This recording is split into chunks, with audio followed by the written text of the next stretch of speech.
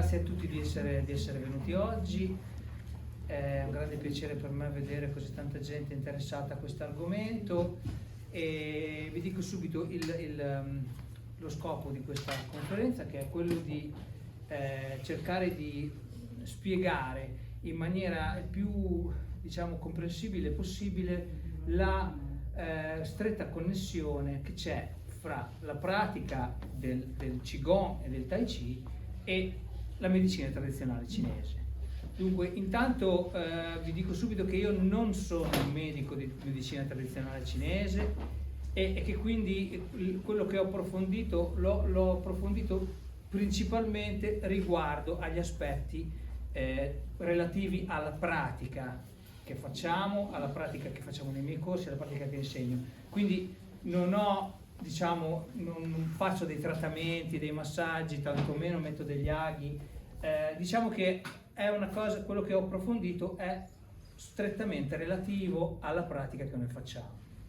Come vedete qua, Qigong I Jin Jin, questa è la prima forma di Qigong che insegno nei miei corsi e quindi diciamo che la conferenza è principalmente legata a questo tipo di pratica, che però diciamo prende poi in generale anche altre pratiche di Qigong e anche il Tai Chi stesso, che come sappiamo si basa appunto sul Qigong.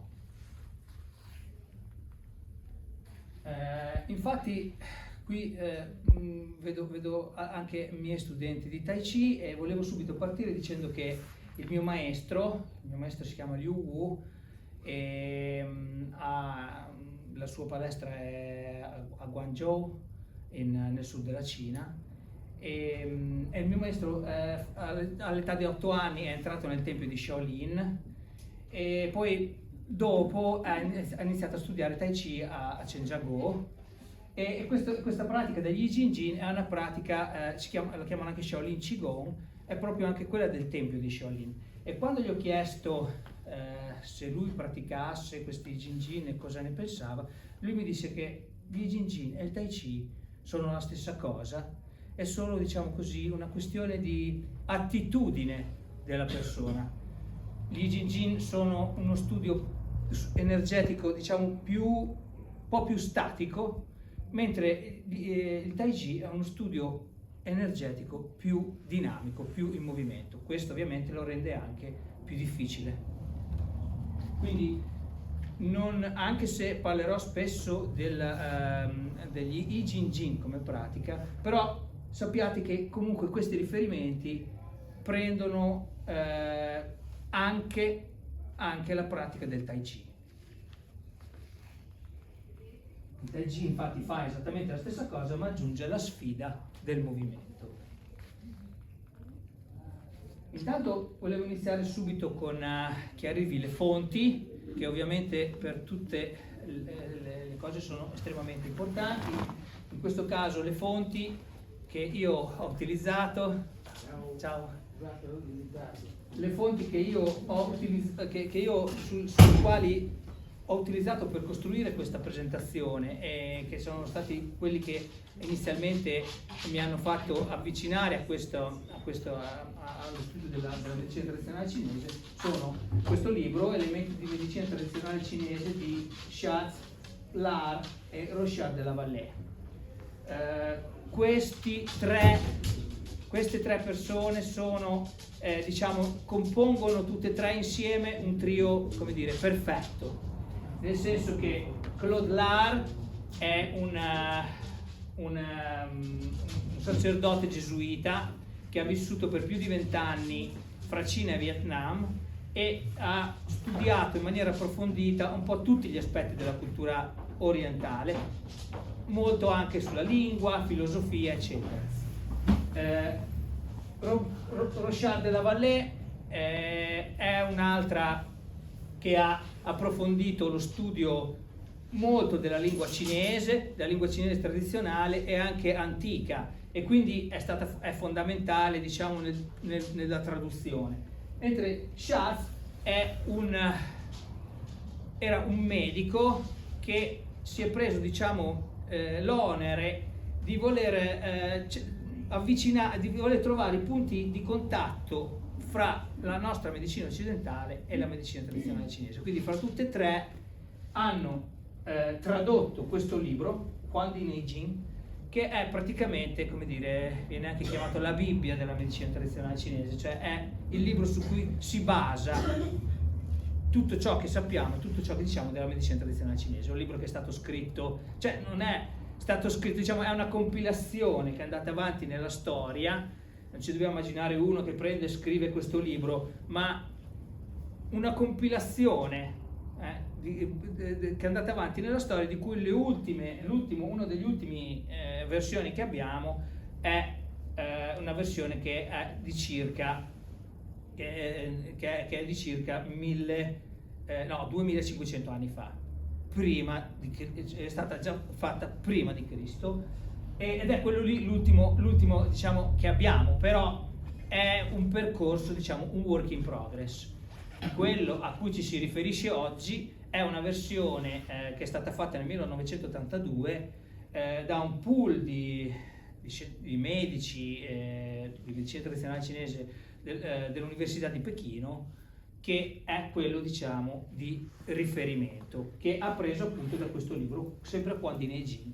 Questo libro Huangdi Neijing è diviso in Sun Wen e Ling Shu, sono, diciamo, due parti di questo libro, ed è, come vi ho detto, la base, lo sviluppo e, diciamo, la base anche per eventuali sviluppi futuri di questa medicina tradizionale cinese, quindi si può dire che è il libro principale. Quindi Shath, Lar e Richard de la Vallée lo hanno tradotto e lo hanno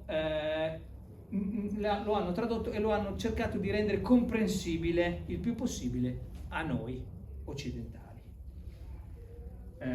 Quindi, ok, queste sono le fonti in generale. Quindi sono fonti, Huangdi Neijing è una fonte, è la fonte, diciamo. Quindi in generale partirò facendo un piccolo riassunto veloce di cos'è la medicina tradizionale cinese, di quali sono le cose principali. Quindi la medicina tradizionale cinese è basata sul concetto del Qi. Il Qi, diciamo, è definito anche questo soffio vitale, in pratica l'energia che ci tiene viva, cioè nel senso il Qi entra nel nostro corpo al momento del concepimento, lo Yin e lo Yang si uniscono e formano, e il Qi entra nel nostro corpo ed esce dal nostro corpo nel momento della morte. Quindi ce l'abbiamo tutti, non è una cosa, solo per il fatto di essere in vita noi abbiamo questo Qi. Per avere una buona salute il Qi deve sempre fluire nel nostro corpo, è il flusso, è il movimento di questo Qi che ci rende una buona salute, non è avercelo o non avercelo, ma è il fatto che fluisca, e ogni blocco e ogni ristagno è la causa di tutte le malattie. Quindi questo Qi deve sempre fluire, non deve trovare dei punti di blocco e di ristagno. Questo Qi fluisce attraverso dei canali ben definiti che vengono chiamati i meridiani.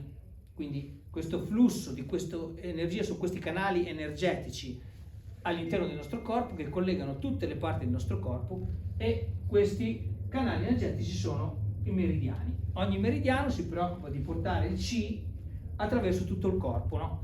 E quindi, per esempio, il meridiano, diciamo, del fegato porta l'azione del fegato lontano anche dall'organo stesso, cosa che noi nella nostra medicina questa idea non ce l'abbiamo molto, invece porta l'azione del fegato anche lontano, e nel punto dove la sua azione si concentra, lì c'è l'organo.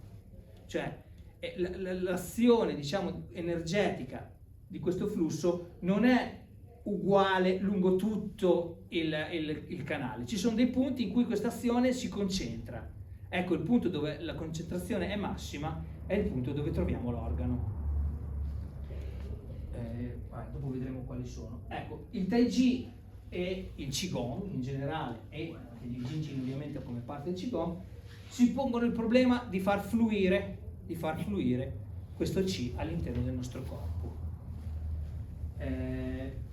Come abbiamo detto prima, mentre il Qigong e gli Jing e il Qigong in generale lo fanno tramite, in maniera, diciamo, con movimenti un po' più statici, nel Tai Chi questa cosa avviene con movimenti un po' più dinamici. Allora, intanto volevo subito chiarire che Tai Chi, quel Chi che c'è, non è lo stesso Chi del Qigong. Cioè questo è il carattere del cinese semplificato che usano oggi, che si usa oggi, è il Qi, appunto questa energia, e questo invece è il carattere del cinese tradizionale, che vuol dire la stessa cosa, solo che questo è il tradizionale. Nel 1958 il governo cinese, per, diciamo, aiutare l'alfabetizzazione di massa, si è posto il problema di rendere più semplice questi caratteri, in maniera che tutti li potessero imparare più agevolmente. Ciao, prego, venite. Ciao. In maniera che tutti li potessero imparare più agevolmente. E quindi questo è quello tradizionale, mentre questo è quello semplificato di oggi. Gong vuol dire, l'ho messo qua sotto, achievement, merit, good result. Io lo definirei lavoro. Quindi Qigong di per sé vuol dire il lavoro sul Qi. Il lavoro sul Qi. Lo tradurrei in questo modo, il lavoro sul Qi. Il Tai Chi invece, come vedete, sono caratteri diversi. Tai vuol dire troppo, Ji vuol dire è anche lui un altro superlativo, no? Qui ci manca l'altra parola, Chuan, Tai Chi Chuan. Chuan vuol dire pugno, quindi diciamo si può tradurre l'ultima suprema box, pugilismo, insomma, pugilismo, l'ultimo suprema box, l'ultimo suprema. Quindi non ha nel suo nome il Qi, che invece di cui abbiamo parlato nella medicina tradizionale cinese. No, questo lo dico perché uno dice Tai Chi, no? Allora pensa che questo Qi sia lo stesso. No, si direbbe Tai Chi, che è questo, cioè, e questo invece Qigong, che è il vero Qi di cui parliamo nella medicina tradizionale cinese, è questo. Okay? Questo l'ho voluto mettere per chiarire che sono diversi. Questo qui non è Qi, è Qi. Ok, detto questo, passiamo il cinese, soprattutto il cinese tradizionale, ha una capacità di dirci il significato del carattere tramite la lettura dei radicali e del carattere stesso. Questo è il carattere in cinese tradizionale per dire medicina, cioè tradizionale cinese. Una volta c'era solo questa, dicevano la medicina, non avevamo bisogno di specificare tradizionale cinese perché c'era solo quella, quindi questo è il carattere della medicina antico. Oggi c'è solo praticamente questo qui, anche se bisogna aggiungere qualcos'altro, però l'hanno semplificato, hanno mantenuto principalmente questo. Poi in base a quello che ci aggiungo può essere ospedale, può essere dottore, però insomma questo è il carattere base, diciamo, che è rimasto per la medicina. Prima c'era invece tutto questo.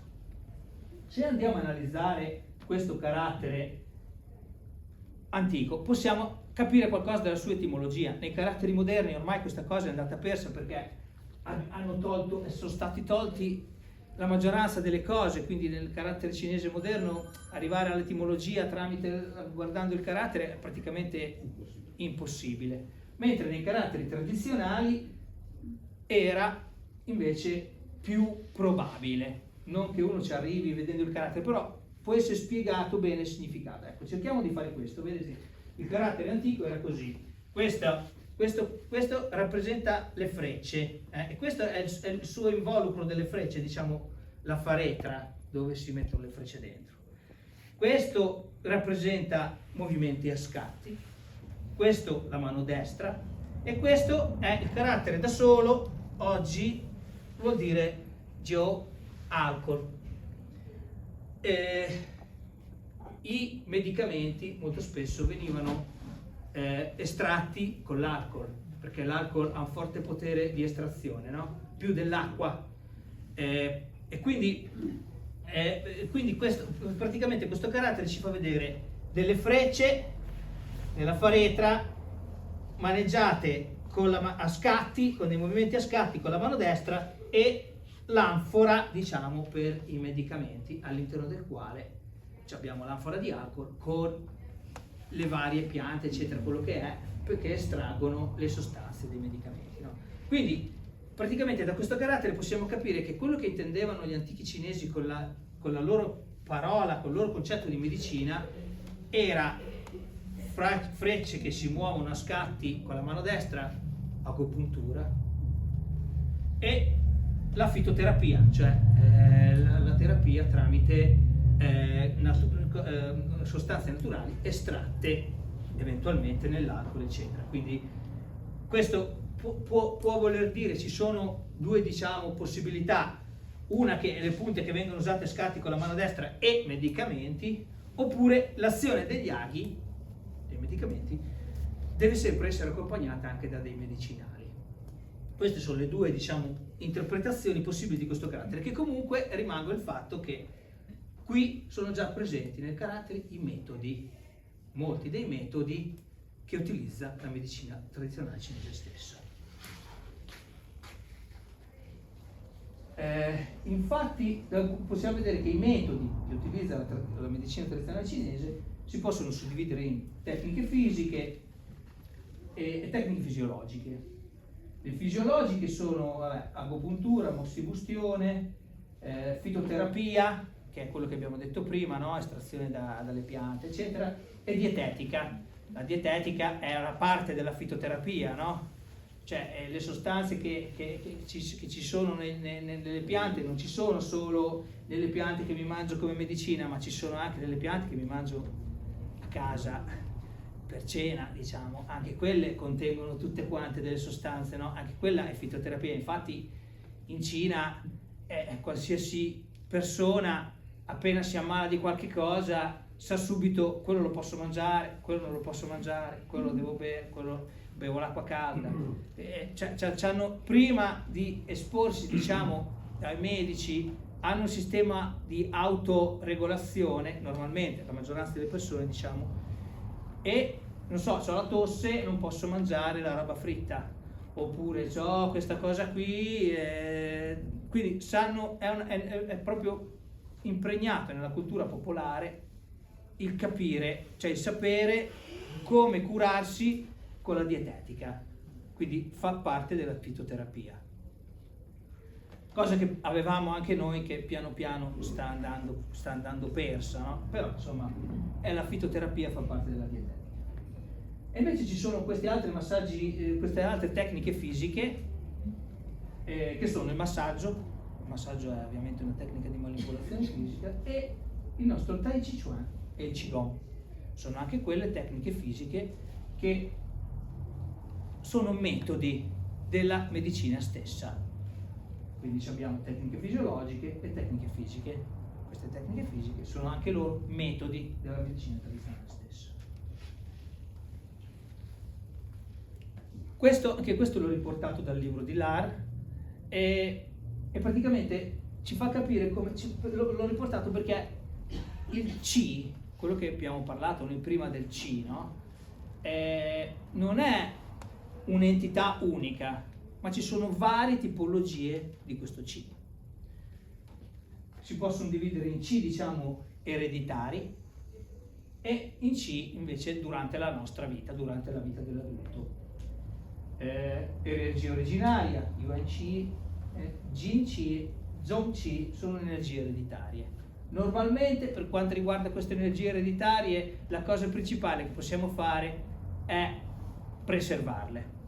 Cioè, nel senso, come dire, noi partiamo con una banca alla nascita, la banca di questo Qi durante la vita cala, quando finisce la vita. Quindi noi la cosa che possiamo fare è cercare di farlo calare il più piano possibile. Questa è questa parte delle energie ereditarie. Invece queste delle energie dell'adulto, energie macroscopiche e microscopiche, Yin Qi e Wei Qi, su queste invece abbiamo delle leve maggiori su cui poter intervenire. possiamo lavorarci di più e possono avere degli alti e bassi, e possono crescere e calare e crescere durante l'arco della nostra vita, mentre questo può solo calare, questo invece possiamo farlo anche ricrescere e, diciamo, aiutarci a preservare le malattie e a prevenire, aiutarci a prevenire le malattie. Come abbiamo detto, l'energia, questi tipi di C che abbiamo visto, scorrono all'interno di canali predefiniti. Questi canali sono i meridiani. I meridiani dove hanno la maggior concentrazione della loro attività c'è l'organo, e sono, diciamo, ci sono 6 organi yin, che sono gli organi interni, più interni, e 6 organi yang, che invece sono gli organi, diciamo, gli altri organi più esterni, ma organi cavi, eccetera. Quindi sono... Scusa, ti accendo la luce? Ah, va bene, sì, grazie.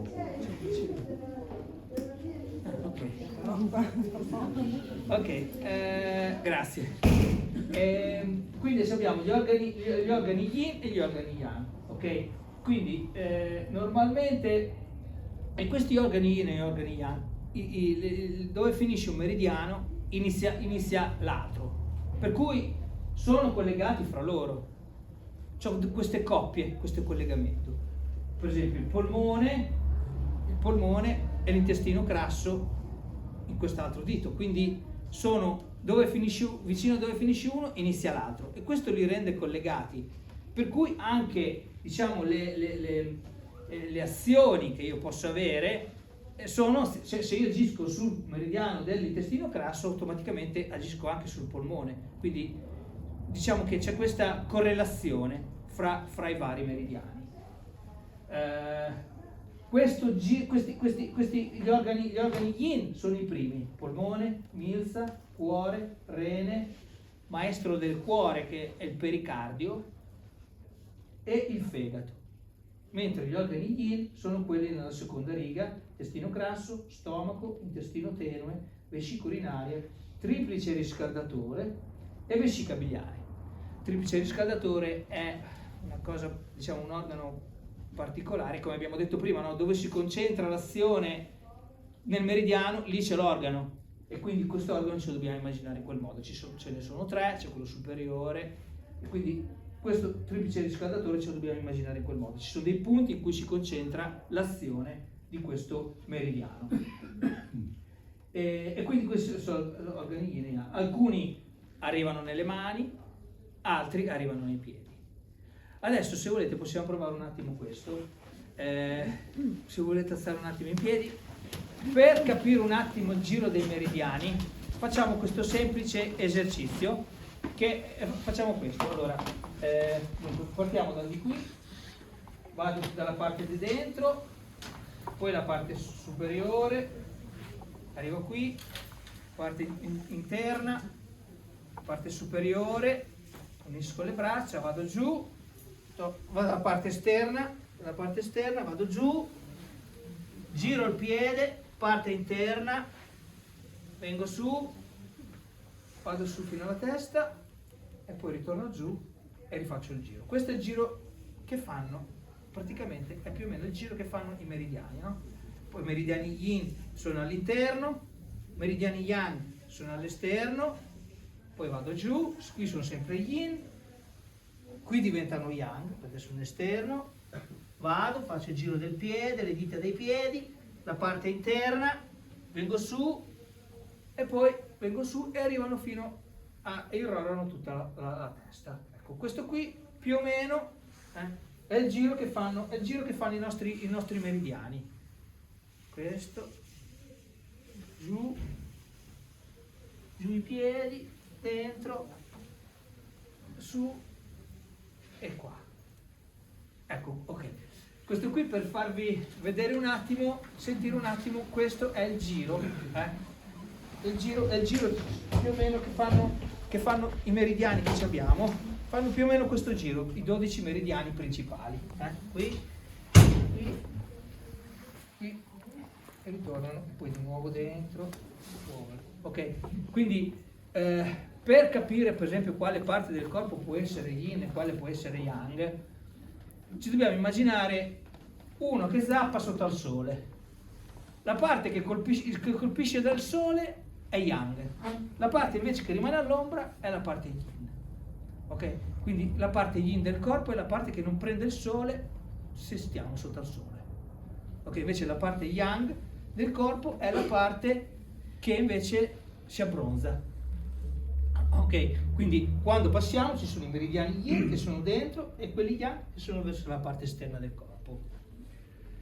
Questo per quanto riguarda i 12 meridiani principali che sono appunto collegati a questi organi. Passano attraverso l'organo, fanno il giro del corpo e portano l'energia e l'azione di quell'organo in giro per tutto il corpo. Oltre ai meridiani principali ci sono anche altri 8 meridiani che sono meridiani straordinari. Questi meridiani straordinari sono questi primi 4 qui, sono unici.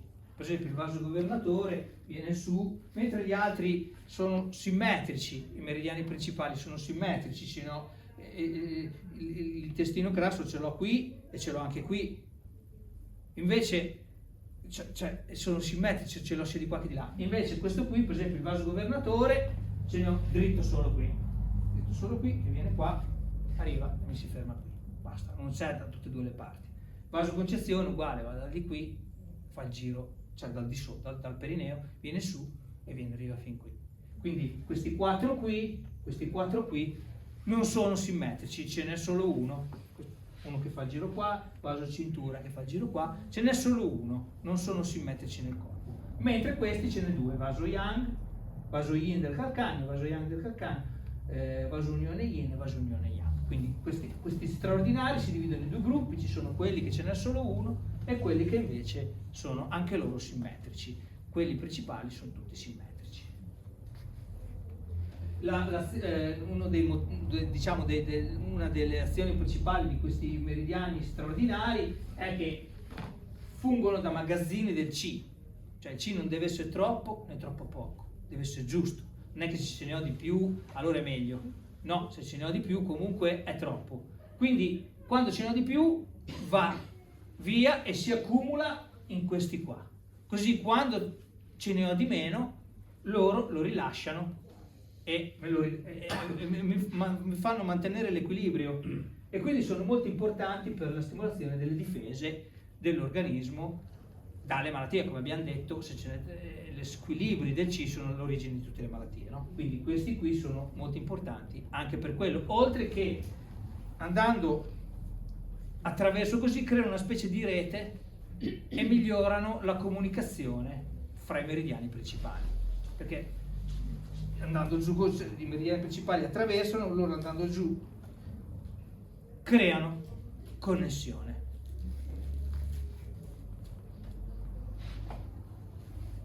Questi meridiani principali, accanto a questi meridiani principali straordinari, ci sono tanti altri meridiani. Ci sono meridiani molto sottili che fanno arrivare l'energia in tutti i punti del corpo e ci sono anche questi meridiani cosiddetti muscolo-fascia. Questi meridiani muscolo-fascia sono anche loro 12 e sono collegati ognuno al suo meridiano principale. Sono collegati al suo meridiano. Come si collegano? Si collegano in dei punti che vengono chiamati pozzi, jin, e praticamente sono punti nelle dita delle mani o nelle dita dei piedi. Dove i meridiani principali finiscono, lì si attacca il meridiano muscolo-fascia e parte lui e lo segue. Per quello che ogni organo ha il suo meridiano. Ci abbiamo 10 dita e ci abbiamo 12 meridiani. Perché in alcune dita ce ne sono 2, per esempio nel mignolo c'è il cuore e l'intestino grasso, e l'intestino tenue, scusate, sì, l'intestino tenue. E invece nel piede, per esempio, ce ne abbiamo uno qua sotto, ci abbiamo nel pollice ce ne abbiamo 2, ci abbiamo nell'alluce, scusate, ci abbiamo la milza e il fegato, mentre sotto nello Yongquan, nel punto centrale del piede, ci abbiamo i reni. Ok? Quindi dal di lì dove finiscono i meridiani principali partono i meridiani muscolofascia, che sono dei meridiani più, diciamo, grossi, che rimangono in superficie. Quando il meridiano principale, loro si seguono, quando il meridiano principale va giù per passare per esempio attraverso l'organo, il muscolo fascia rimane invece più in superficie, e sono quelli che, diciamo, ci regolano i muscoli, i tendini, e vedremo cos'altro. Quindi questi meridiani principali sono collegati a questi meridiani muscolo fascia che li seguono, rimanendo più in superficie. Ogni meridiano principale ha il suo meridiano muscolo fascia che lo segue. Quindi questi meridiani muscolo fascia ovviamente anche loro sono 12, favoriscono la connessione fra gli organi, i visceri eccetera, proteggono i meridiani interni formando un carapace. Cioè, una delle loro azioni è quello di proteggere i meridiani principali creando una specie di carapace, di scudo muscolare, di carapace muscolare che praticamente protegge i meridiani interni. Controllano le ossa e promuovono la flessibilità del corpo. Ovviamente questi meridiani muscolari sono chiamati muscolari, ma all'interno di questi meridiani muscolari c'è anche tutto il discorso dei tendini e delle ossa, quindi promuovono la flessibilità del corpo. Qui voglio aprire questo discorso per dire che i meridiani muscolofascia hanno anche una grossa azione su questi chiamati tessuti mesenschimiali. Questi tessuti mesenschimiali sono una cosa estremamente importante, sono un tipo di tessuto di cellule estremamente importante, perché sono cellule che non hanno ancora, come dire, deciso di che organo far parte, di che organo sono. Secondo la nostra medicina, queste cellule sono presenti solo nell'embrione, e invece nell'adulto queste cellule scompaiono. Invece, secondo la medicina tradizionale cinese, questo tessuto mesenschimiale avvolge tutti gli organi, tutti gli organi principali e crea le connessioni, crea questo tessuto connettivo e ci accompagna durante tutta la nostra vita. E questa è una cosa molto importante perché dà l'idea, diciamo, di come si svolge l'azione appunto di queste pratiche che noi facciamo. Dopo andremo a spiegare come.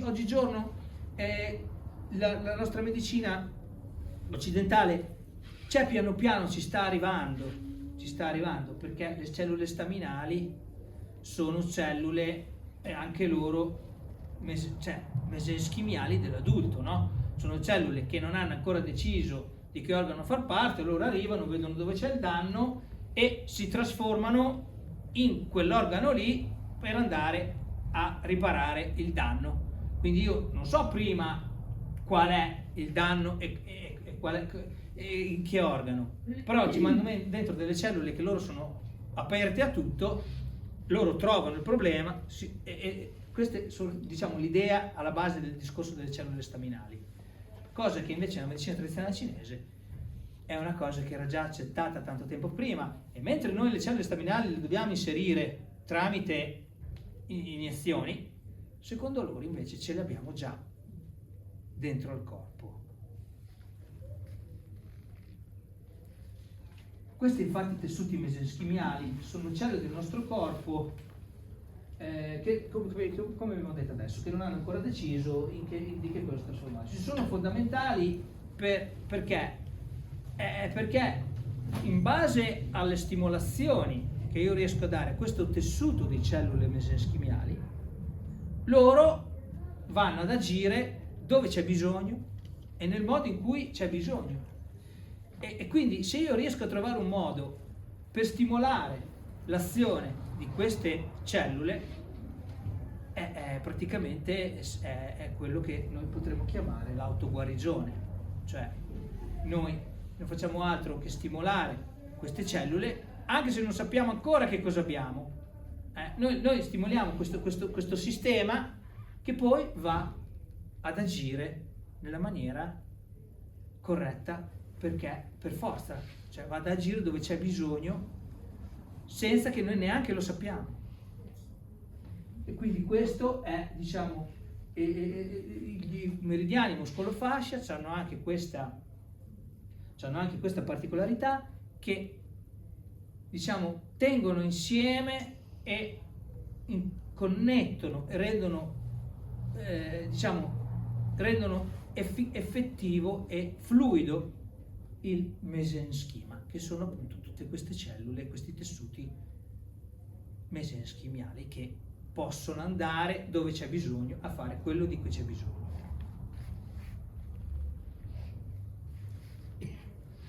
Come abbiamo visto prima, ci sono vari tipi di C.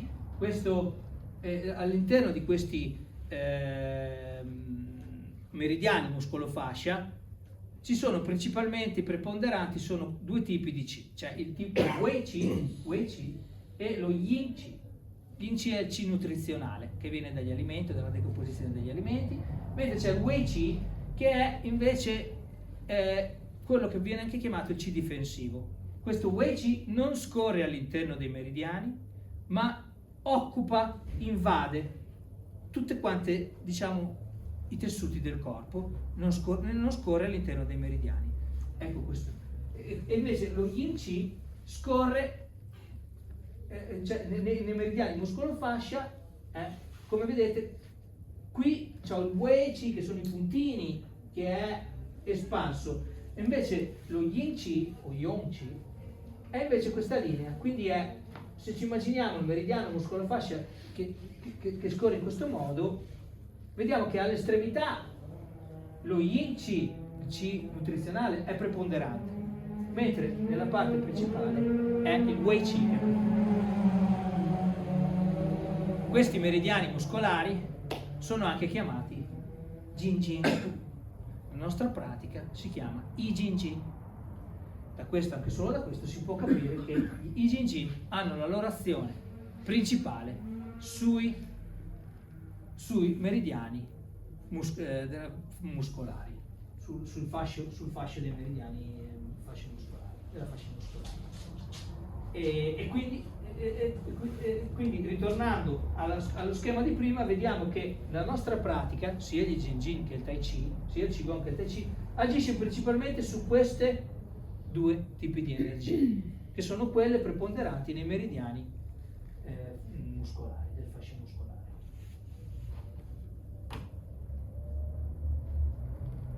Quindi, come abbiamo visto, la funzione generale degli Jin Jin è che agisce sull'energia Wei, sull'energia preponderante nei fasci muscolari, che è il nostro C difensivo, che è quello che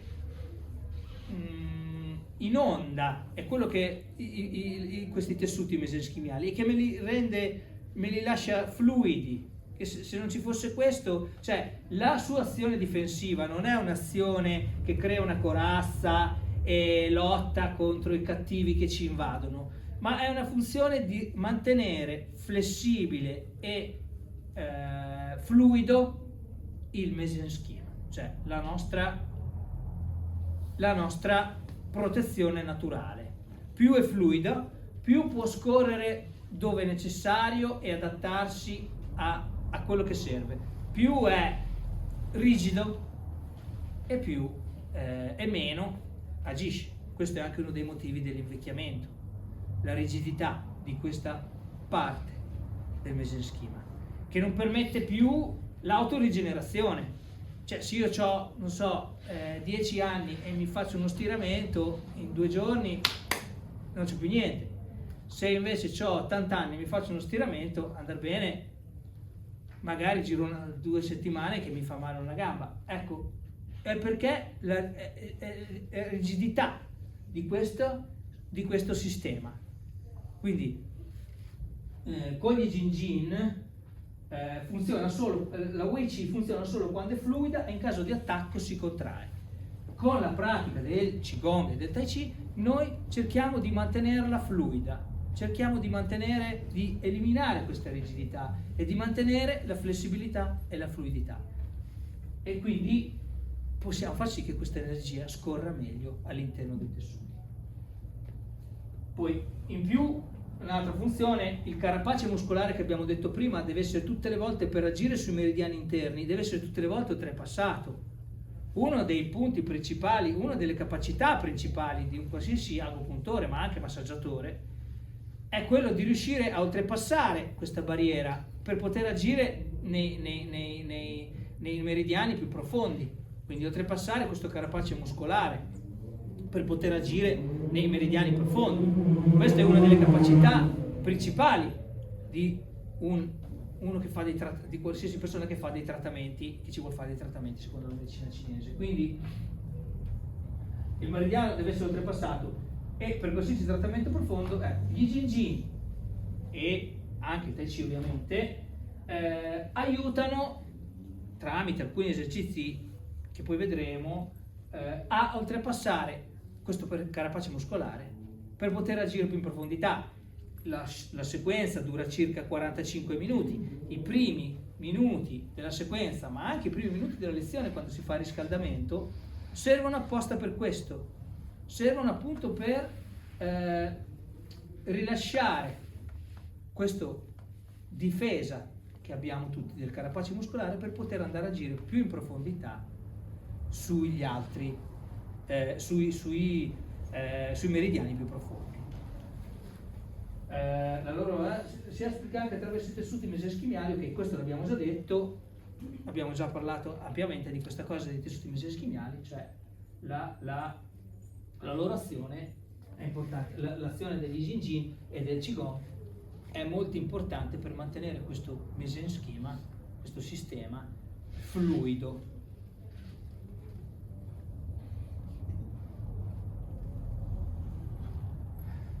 Un'altra funzione è che, diciamo, la fluidità è anche data dal mantenimento della giusta temperatura, no? Perché se è troppo freddo ovviamente si irrigidisce, se è troppo caldo è il contrario.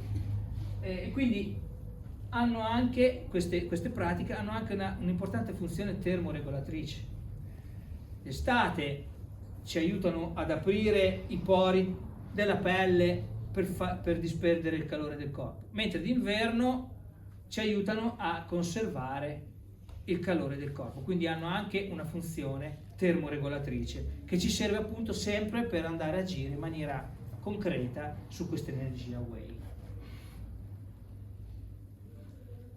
Il diaframma, qui c'è da fare il discorso del diaframma. Anche il diaframma, mentre per la nostra medicina è considerato un muscolo che fa quasi da barriera fra la parte superiore e la parte inferiore del corpo, per la medicina tradizionale cinese anche il diaframma è, diciamo, parte di questo sistema mesenschimale, cioè è, diciamo, aiuta tutta questa parte qui del tronco e quindi tramite questi aiuta ovviamente anche la respirazione, migliora anche la respirazione, perché qui ci sono i polmoni e quindi irrorando questa energia anche nel tronco, nel cuore, nei polmoni, aiuta e migliora la respirazione. Quindi grazie alla loro funzione di regolazione dell'energia wave posso utilizzare il diaframma per migliorare appunto la mia capacità di respirazione. Ok, adesso potremo fare qualcuno dei movimenti che velocemente, qualcuno dei movimenti, per esempio, adesso magari proviamo quelli dopo, questo ve lo faccio vedere io. Volete venire a farvelo vedere? No. Vabbè. Allora questo lo faccio io.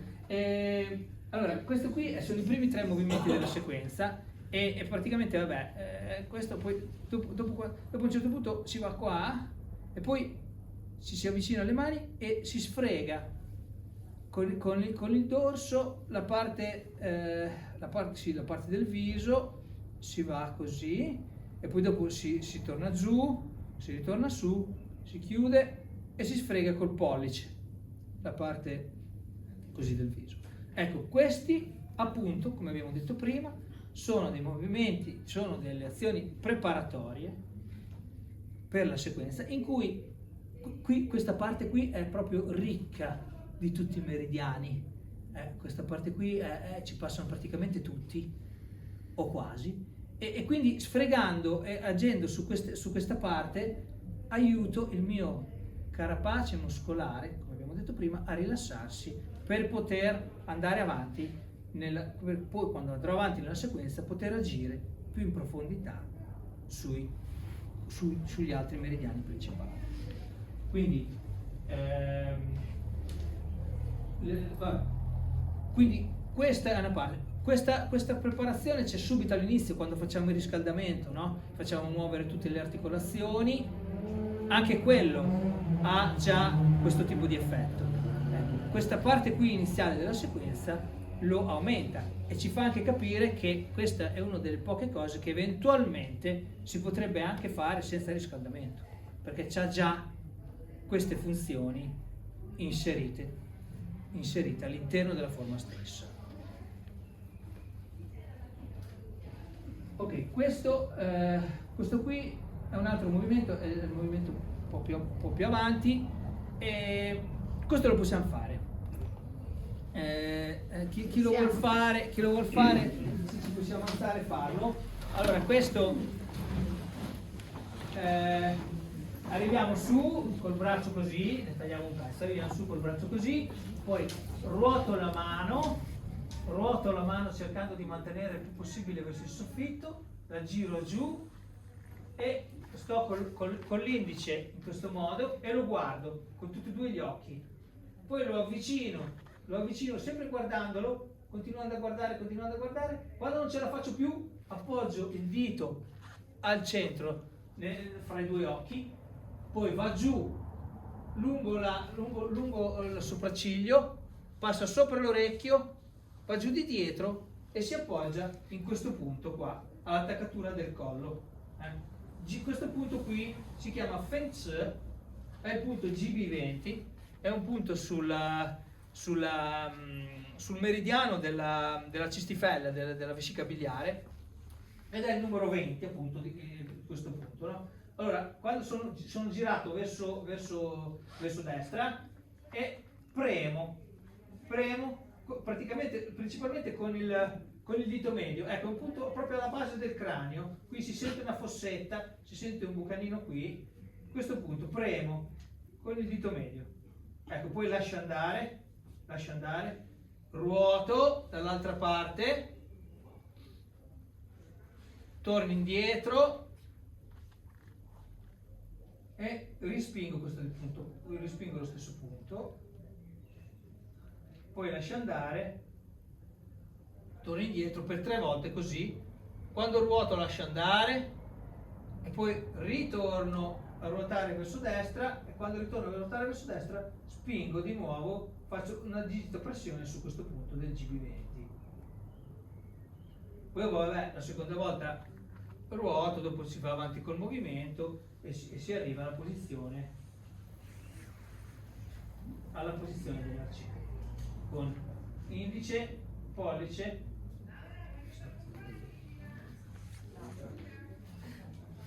così. Ok. Questo per farvi capire, quando faccio pressione su questo punto, sul GB20,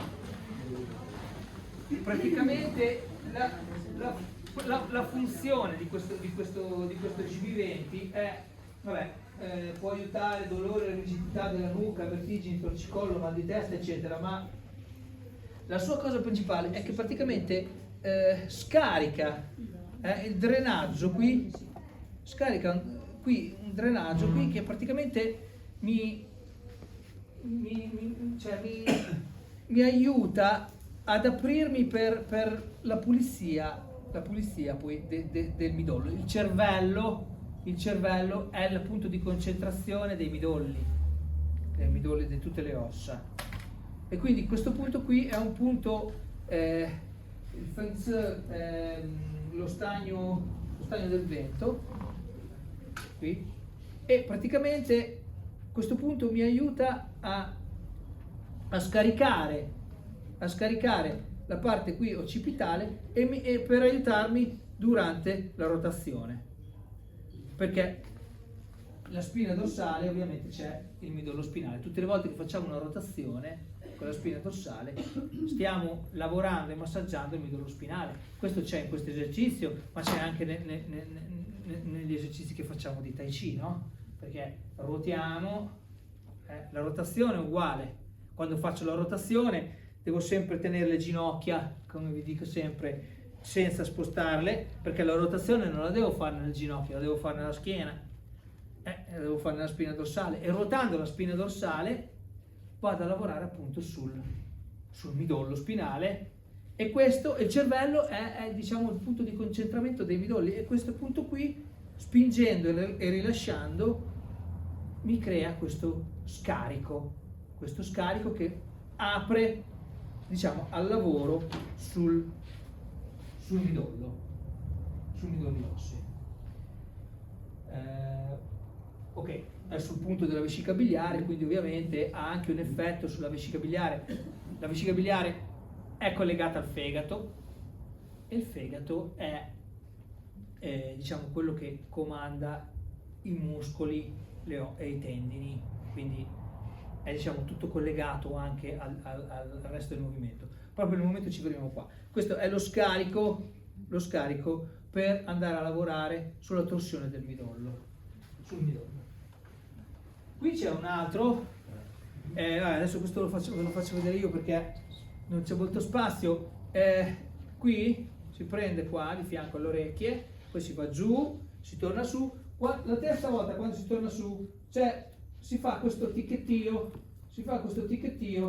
su questo punto qui, e questo è il VG16, ed è un punto sul meridiano del vaso governatore, che è qui sotto, è l'ultima vertebra, praticamente l'attaccatura qui del collo, e anche questo ha varie funzioni. Mentre prima abbiamo preparato questo movimento con quell'altro, qui abbiamo fatto lo scarico, abbiamo aperto, diciamo, la possibilità di lavorare meglio sui midolli, e quando facciamo questo ticchettio, praticamente stiamo irrorando il cervello e la partenza dei meridiani interni con la nostra energia Wei Yang, che anche l'energia Wei c'è Yang, Yin e Yang anche lei. Ecco, siccome che il vaso governatore è il mare dello Yang, stiamo irrorando con l'energia Wei Yang i midolli su cui abbiamo lavorato prima li abbiamo aperti, ci abbiamo lavorato sopra, poi li irroriamo con questa energia Wei, Yang. Questo lavoro qui è alla base dell'occipite e riguarda anche la mascella, che è collegata anche lei al diaframma, e quindi diciamo che ha delle altre funzioni. Infatti, come vedete qui dice curare l'insonnia, problemi digestivi, migliorare l'umore, perché appunto curare l'insonnia, perché va a lavorare su questa parte dell'occipite. Infatti, come vedete qua, ecco, con questi due movimenti che vi ho fatto vedere adesso andiamo a fare la fisiologia, diciamo, del lavaggio dei midolli. Con GB20 il primo, no? Quello che facciamo così, che spingiamo, lo stagno del vento, abbiamo la decompressione dei tessuti molli, apre lo scarico venoso e linfatico del cranio. Senza sbloccare il GB20 la pressione interna non può defluire. Quindi facendo questo sblocchiamo la pressione interna e lasciamo defluire. Questo è per quello che dice fa bene al mal di testa, perché tante volte il mal di testa è proprio creato da questo, da un aumento della pressione interna, mentre andando a stimolare questi punti facciamo defluire questa pressione. E poi col successivo Feng Fu, Palazzo del Vento, con questo ticchettio su questo punto, ingresso al mare del midollo. Il ticchettio osseo genera una vibrazione che scuote i ristagni del liquido cerebrospinale nervoso. Quindi prima lo apriamo, togliamo la pressione e poi li andiamo a scuotere i liquidi cerebrospinali interni per fare appunto questo lavaggio dei midolli. Con quest'altro andiamo alla catena occipite, mascella, diaframma, come abbiamo detto prima. No? La stimolazione del VG16 decontrae i muscoli suboccipitali, i muscoli dell'occipite qua, l'ultima vertebra che si apre e dentro c'è la testa, c'è il cervello, quello è l'occipite, quindi i muscoli suboccipitali inducendo la mascella a mollare, a essere più morbida. E quindi diciamo che tramite questo, mollando la mascella, si crea la linea profonda frontale, il rilascio della gola libera il diaframma. Il diaframma libero agisce come uno statuffo che strizza gli organi attivando il lavaggio dei liquidi interni. Come abbiamo detto prima, il diaframma è uno dei principali tessuti di questo sistema mesenschimiale. Il mesenschima è l'oceano interstiziale. Il mesenschima è lo spazio tra le cellule dove circola la Wei Qi, questo Qi Wei di difesa che abbiamo detto prima, e dove avvengono gli scambi nutritivi. Il lavaggio idraulico, lo stiramento degli Jin, dei meridiani muscolari, spreme il mesenschima come una spugna, espellendo le tossine verso i vasi linfatici. In questo sistema mesenschimale avvengono anche gli scambi, tossine fuori, sostanze nutritive dentro, eccetera. E con questi movimenti che facciamo, che come abbiamo detto durano un'ora, non è una cosa così immediata, prima c'è la preparazione per il carapace muscolare, eccetera, poi dopo c'è la torsione, iniziamo a lavorare sul midollo, poi dopo c'è la stimolazione dei punti, sempre, cioè è una cosa diciamo un po' completa, non è un secondo faccio 2 esercizi, è una cosa che va presa, va fatta completa, appunto con questi movimenti rendiamo questo sistema fluido. In pratica questo lavaggio dei midolli trasforma il corpo da cemento, come abbiamo detto prima, da duro, contratto, in morbido, possibile per il flusso. No? Quindi si apre lo scarico con il GB20 e si vibra al centro col VG16, con questo qui. Si aziona la pompa col diaframma per purificare il mare del midollo. Quindi per questi 2 movimenti che abbiamo visto, poi dopo ce n'è un altro in cui questo movimento di rotazione è ancora più spinto, perché una volta che abbiamo fatto tutto questo lavoro possiamo andare a agire più in profondità, possiamo andare a spingere un po' di più nella rotazione. Quindi concludendo, diciamo che gli Jin e anche il Tai Chi agiscono sul flusso dell'energia Wei e Yon.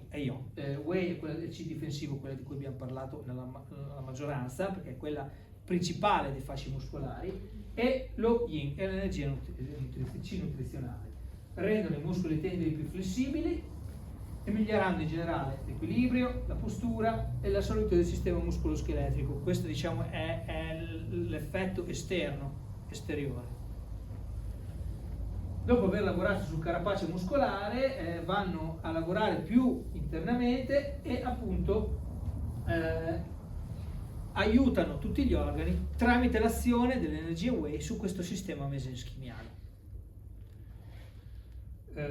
L'azione dei muscoli si esplica in un'azione sul fegato e sulla vescica biliare e viceversa, no? Il fegato e la vescica biliare sono collegati, i muscoli sono collegati al fegato, quindi è tutto un sistema. Tramite la torsione e la stimolazione di punti precisi agiamo direttamente sul sistema nervoso e rigenerando il midollo spinale, cioè il midollo spinale, cioè le ossa. Per quello che si dice il cambiamento, il Jin vuol dire il cambiamento dei tendini, dei muscoli e delle ossa, perché le ossa ovviamente sono la cosa su cui si va a agire. Se si va a agire sui midolli, fai agire anche sulle ossa. Quindi si può dire che fanno leva sull'energia Wei per andare ad agire più in profondità. Ok, quindi questa sarebbe la conclusione. Vi lascio con alcuni spunti di approfondimento finali, per esempio il numero 6. Il numero 6 per la medicina tradizionale cinese è un numero particolare, può sempre essere visto come tre coppie di yin e yang. I colpetti che si danno qui sono 6, i meridiani sono 12, i movimenti di Jin sono 12. Il numero 3 è un numero anche quello particolare, se ci pensate un attimo, in varie culture questo numero 3 ha sempre preso il suo spazio, no? Nella nostra cultura c'è Padre, Figlio e Spirito Santo, sono 4 perché devo fare la croce, però sono 3, Padre, Figlio e Spirito Santo. Nella cultura, nel taoismo, nella cultura cinese c'è il cielo, l'uomo e la terra, sono sempre 3. Nell'induismo c'è il costruttore, il distruttore e il conservatore, sono 3. Questo numero 3 e questo 6, che sono due coppie di 3, che è una coppia di 3, sono dei numeri molto particolari, quindi chi può essere interessato a questa cosa della numerologia ha uno spunto di approfondimento in questo caso. Inoltre c'è quest'altro spunto di approfondimento che ci lega poi all'argomento che verrà dopo, è il fegato polmone, no? Cioè il legno che è il fegato, che è quello che ci lavora sui muscoli, sui tendini di cui abbiamo parlato adesso, è quello che comanda, diciamo, questo sistema di muscoli fegati, di meridiani muscolofascia, è dominato nel ciclo dei cinque elementi, è dominato dal metallo. Il metallo è il polmone, quindi tutto questo è dominato dalla respirazione. Perciò c'è questo fatto della respirazione che non solo si inserisce, ma si inserisce sopra come dominante. Questo è un altro spunto di approfondimento. Poi sì, volevo dire, come ultima cosa, volevo dire che abbiamo visto come questo fegato come il fegato poi in realtà sia, con questi meridiani muscolofasci che sono governati dal fegato, siano i Jin alla pratica preparino il terreno e quindi la primavera, cioè nella teoria dei 5 elementi, la primavera è collegata al legno, quindi al fegato, e quindi adesso vedremo nella seconda parte di questa conferenza come si legano appunto questi discorsi con l'effetto stagionale. Io avrei concluso, se avete delle domande.